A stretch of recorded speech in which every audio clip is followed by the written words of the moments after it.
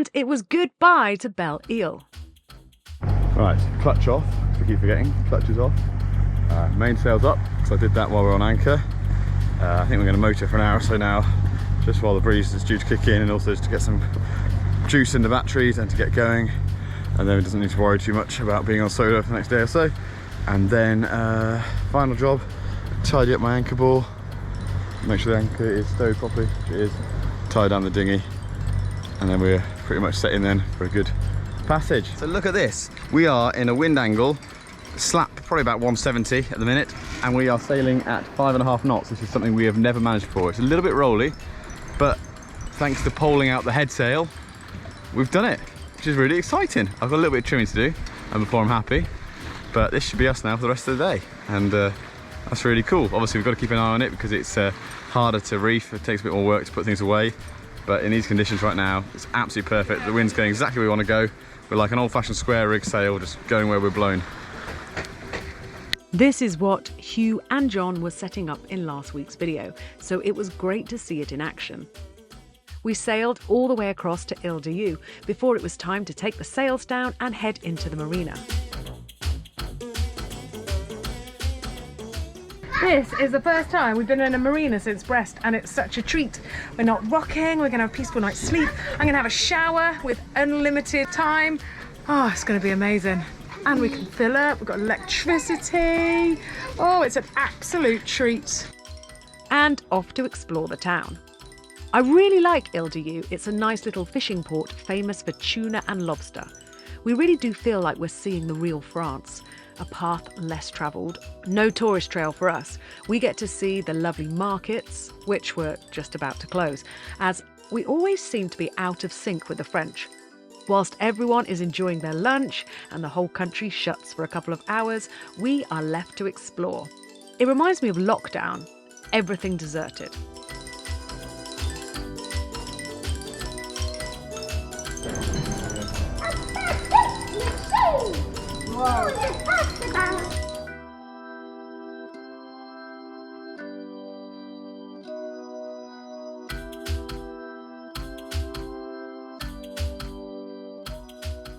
We did find this church open, which was probably just because of this wedding.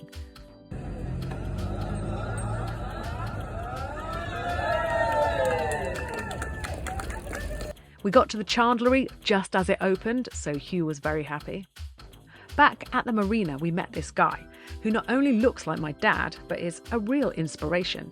He said that he has all sorts of mobility problems, heart problems, back issues, and he said he nearly died last year from COVID and pneumonia, but he has single-handed his boat from the UK and he's off to Tunisia. I think this is fantastic. It beats sitting around feeling sorry for yourself. Right. I was going to take a moment to explain to you why I'm installing an extra bilge pump on Esperance. We already have 3 and they've been there for years in the same places except for the new ones, which I put in, and we've got the manual one, but I'm putting in a 4th bilge pump, and this is my thinking, this is my reason. So this is Esperance under the waterline. So we're saying the sea level is about there. It's not quite that high, but it is above the rudder. And this is the boat, the keel, the engine-y bit. What's the spinny bit in the water, Kel? What's that called? Propeller. That's the one, thank you very much, and the rudder. And this is where Kelly and I sleep, our bed, with our duvet and our pillows. And underneath that is where the rudder comes up. But the issue is, if our little friends come swimming in a log, and they go choo, choo, choo, choo, bend, bend, bend, break, and they do that when they're swimming at 20 knots, and they are, 6 tons, whatever they are, they could break this off. And the issue about breaking this off, one, will lose steerage, but my issue here is that they may create a leak or water ingress here. Now our bed box is already around this, and it's got a wall going down here all the way to the bottom with a few holes in it, but that is virtually sea level, and it stretches up above the waterline, as you can see. So like the Titanic, you remember how that theory with all the sections in it that work really well? We're going to try and do a similar thing, and we're going to create a sort of air pocket thing. But there is the steering for the boat goes through here. There's cables that run through here and wires and stuff. So there is going to be a couple of small holes here in this bulkhead so the water could leak through. But what would normally happen, or what used to happen, is the water would go through here, go through this section here, which is underneath where I'm stood right now, and then it would go down into the main engine area and into the main bilge pump where it would get sent overboard. My plan is to install an extra bilge pump in this area here, and then have an overflow here and overflow here. So this could all fill up with water and drip into this area here, and the bilge pump here should hopefully catch most of it, and then if some of it also then overflows this and drips into here, then this can take over, and we've got 2 bilge pumps working, hopefully increasing our security and the issues that might occur here. I've also bought some very quick set epoxy putty, so if there's any immediate repairs to be done. I've also got spray foam, and I've watched a great yachting monthly video test boat thing, really good, about an hour long, but they do like, they basically put a hole inside the boat and they hold it on the crane and lower it into water, and they keep sinking it over and over again, and they run loads of scenarios about how they would stop it. One of the biggest things is just a bloke standing there with a cushion, like a big foam cushion, holding it up with a load of tension against the leak point, which is the sort of thing it might just be a case of like one of us has to sit there and hold it, be careful, while I run around and try and fabricate some form of repair. Anyway, these are all things I'm thinking about, and we are doing everything we can to avoid getting into a situation where the orcas are with us, and you know, we're not going out in big seas, and we're not going far offshore, and there's always going to be help at hand, and we're going to try and go in company of other boats as much as possible. But these are all extra precautions I'm trying to take and planning for, hence why I'm going to crack on and get this extra bilge pump installed in this area here. You're just witnessing a personal best. 3 crimps, got every single one right first time. I'm pretty much technically a qualified electrician now. Oh, honestly, Kel, I'm so good at electric now. That's terrible acting. We spent 3 nights and 2 days at Île D'yeu before heading off to Sables-d'Olonne. Another one over there, isn't there? Yeah, they're coming up behind us. Yay! Now as well.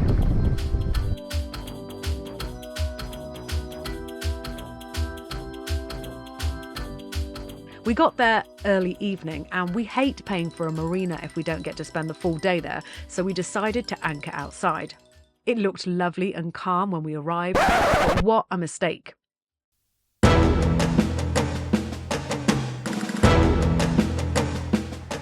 Les Sables-d'Olonne, or however you pronounce it, will always go down in 5 Go sailing memory as the worst night on anchor ever. It was like appalling, it was terrible. We didn't record any of it. I was too stressed, I was grumpy, I was up all night running around.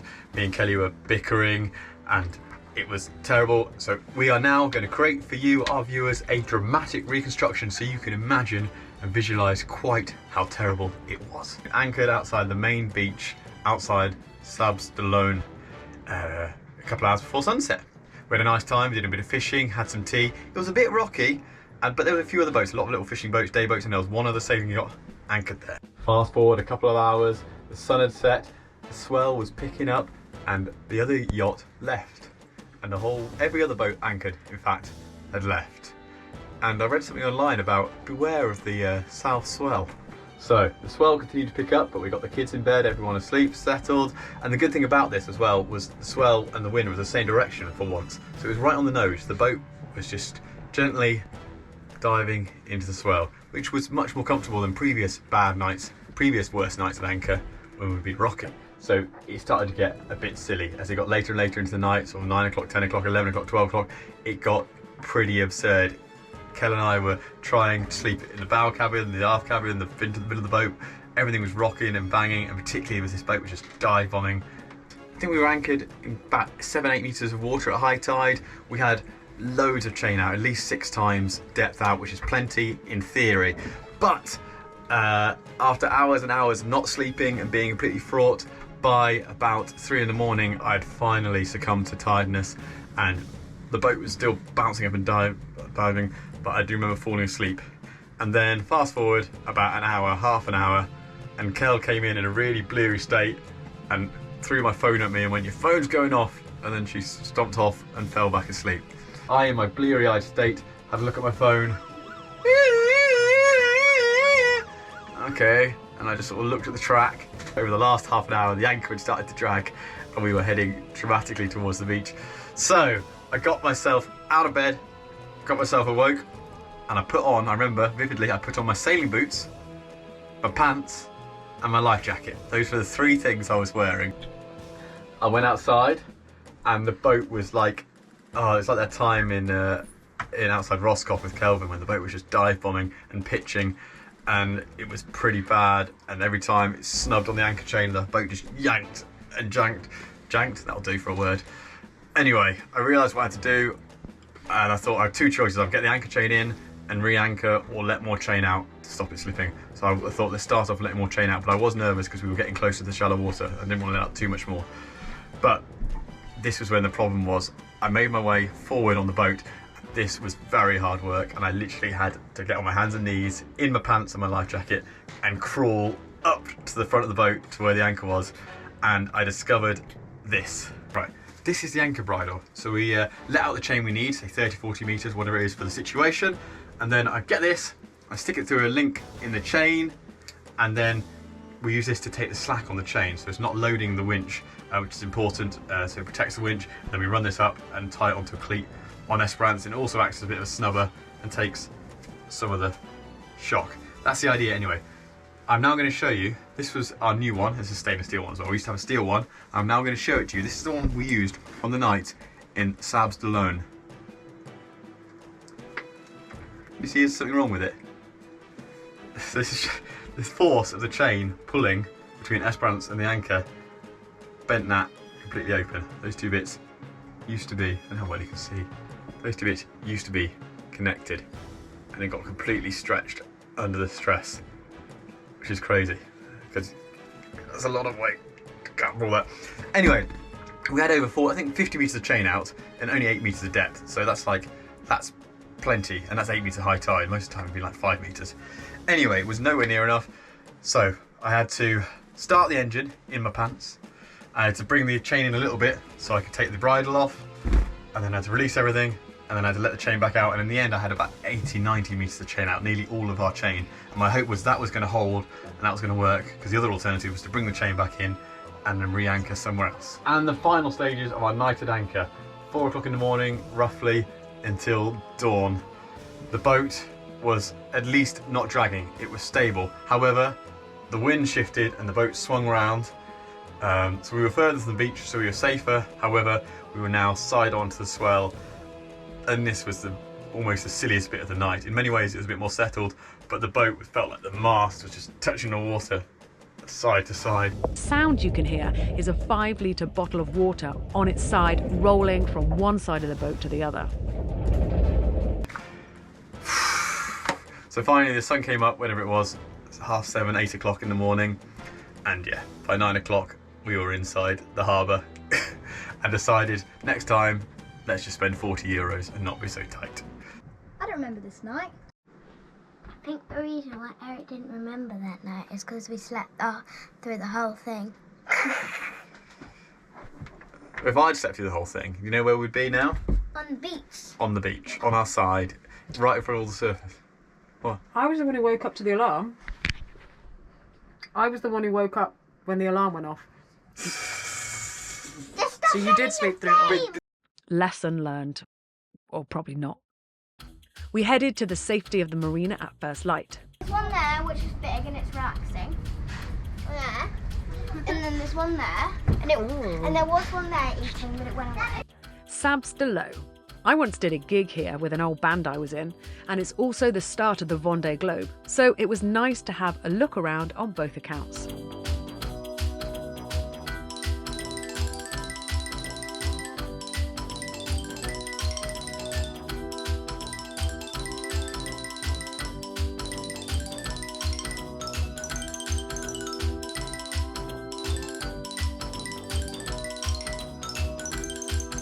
When we left the marina in Tor Point, I scratched the harbour wall and I ripped off the outside face of the brand new skin fitting I put in. So today's job is to get that sorted. I'm gonna rip it back out.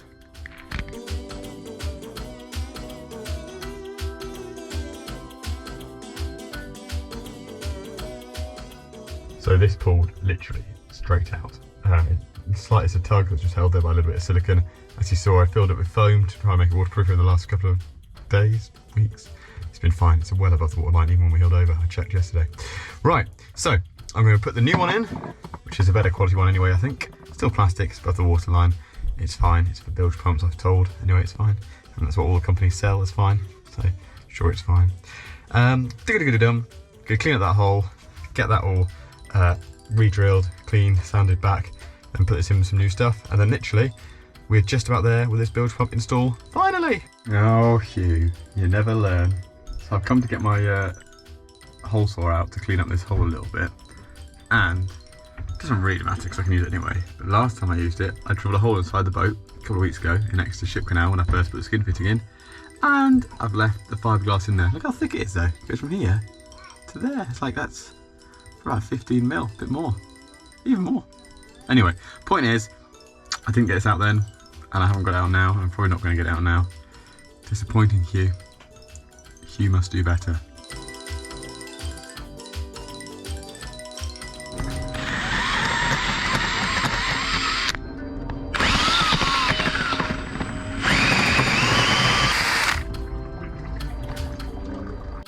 This place is so French. We're in Les Sables-d'Olonne. You can hear the church bells in the cathedral. You can hear some accordion playing going on. It's pretty French. I might need a knife, girl. A knife? What kind? I'm sure I've already done this once. Then what do I do? Can't hear. Then what do I do? Just wait.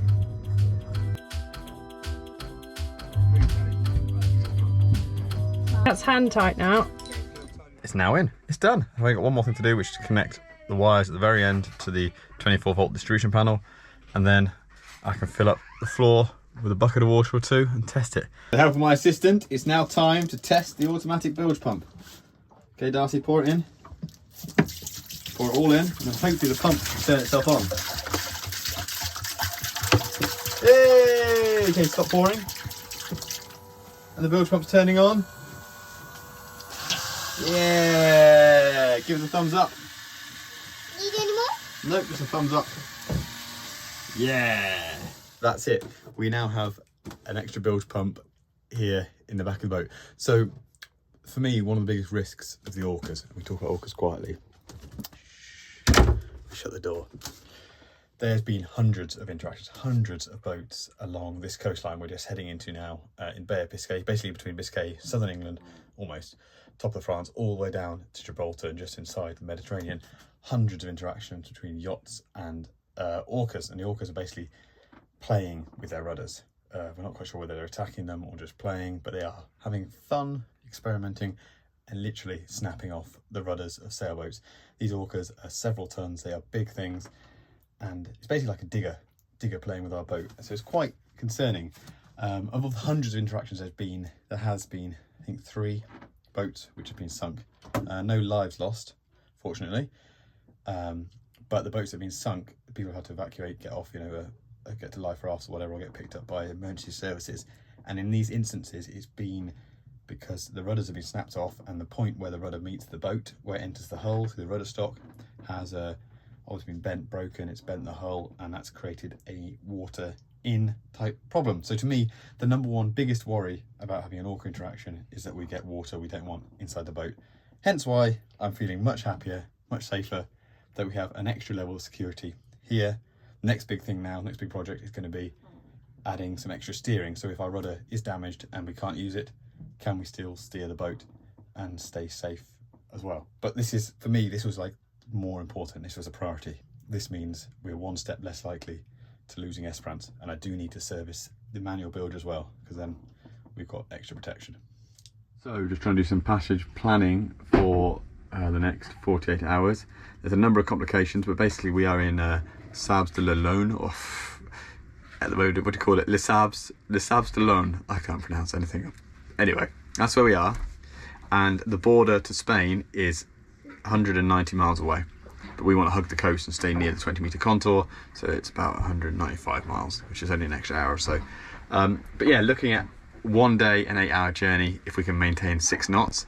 The winds over the period look pretty good. They're going to be a bit light to start with, a bit light at the end, and a bit heavy in the middle. But generally, if we left at 9 o'clock tomorrow morning, we'd get there with the light still at the end of the day. So tomorrow morning is Monday, we'd get there at the end of the day on Tuesday. That would be great. However, there is a complication, which is en route. There is a large area of the bottom bit of France in Biscay, which is given over to Navy training, a live firing range. They can do land to sea, sea to land, land to land, sea to sea, all sorts of missiles and things like that. And there is possible live firing. They don't do it in August because the instructor's on holiday, apparently. And they do Monday, Tuesday, Wednesday, Thursday and Friday morning. They don't do Friday afternoon because, you know, they wouldn't want to work too hard. And it's only apparently between 10 and 4 in the afternoon as well, because they don't get up early and they don't go to bed. You know, So they don't have this big lunch hour, everyone else? well, that's the only thing I'm wondering about is, because it says 10 till 4, maybe 10:30 to 4 actually. And then it's like, but they probably have a 2-hour lunch break, right? Because it is France.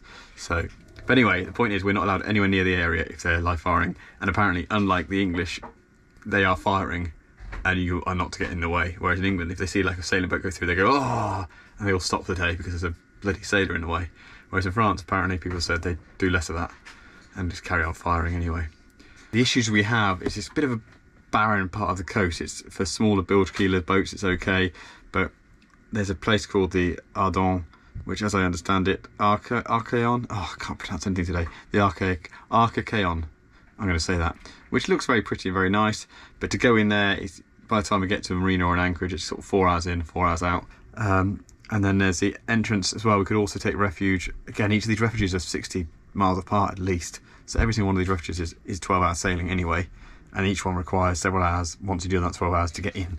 Anyway, the point is, everything's really far apart here. Everything's big, long 12-hour sails to get to the next port of refuge. And the ports of refuges are hard to enter anyway. So the real ideal situation would be just to do this in a Warner, if we can. But the complication with that, as I've mentioned, is this firing range. And the real thing to have done would have been 2 weeks ago to have gone straight from Brest all the way to the north of Spain and cut all this out. But that's another complication which we don't talk about too loudly. Angry dolphins. They're not angry, they're inquisitive. Inquisitive dolphins that weigh like 10 ton, right? And they think our boats are toys. So they're playing with sailboats like they're toys. And yeah, that's an issue at the minute. So like in the last month, there's been, they call them interactions. There you go, that marks one of them, that there. There was one just a couple of days ago back here. And then there's been some out here as well, which is why we're not doing that in a Warner. Instead, we're staying close to shore and doing this. And we can't get too close to shore because there's at night time close to shore, lobster pots everywhere. We're going to end up getting tangled around the rudder. That's going to become a real danger. In the daytime, we might hit one as well because like we try to avoid them, but when you go for hours and hours, it's quite hard to watch all the time. And also, the weather. Did I mention the weather? What about if the wind's not right? Oh, it has to blow from exactly the right place. If it's blowing from dead behind, that's a bit of a pain as well because then we've got to rig up a load of preventers and gibbly gas. What we really want is the wind perfectly coming from the beam on one side or the other, which it is for about 20 hours over the next 36, which is why we're trying to nail this passage. The wind starts blowing by about midday tomorrow, so if we leave at 9, we'll have a couple hours of motoring. We'll have a great load of wind for most of the passage and a bit of motoring at the end, if the forecast is correct. But it does also look like there's a bit of swell because there's a big storm out in the Atlantic, which is making the Biscay bounce around. Kelly and I are exhausted. We also realised we've been the victims of card fraud this week, haven't we? So it's just so full on. We are having a good time, but this is a particularly stressful part of the journey. It's like we're getting into irritated large dolphin area, and we're also just on our own. We're trying to make a living, and we're trying to just get into this routine and like just bring on the med when we get past orcas and massive tides and choppy nights. Oh, that rolling night was awful. The whole thing is just to try and bring it down. Anyway, we're tired now. It's past 10.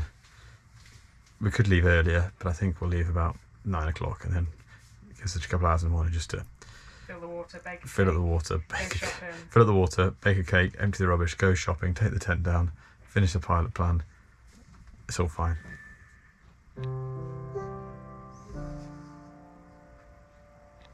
It's nice. Oh.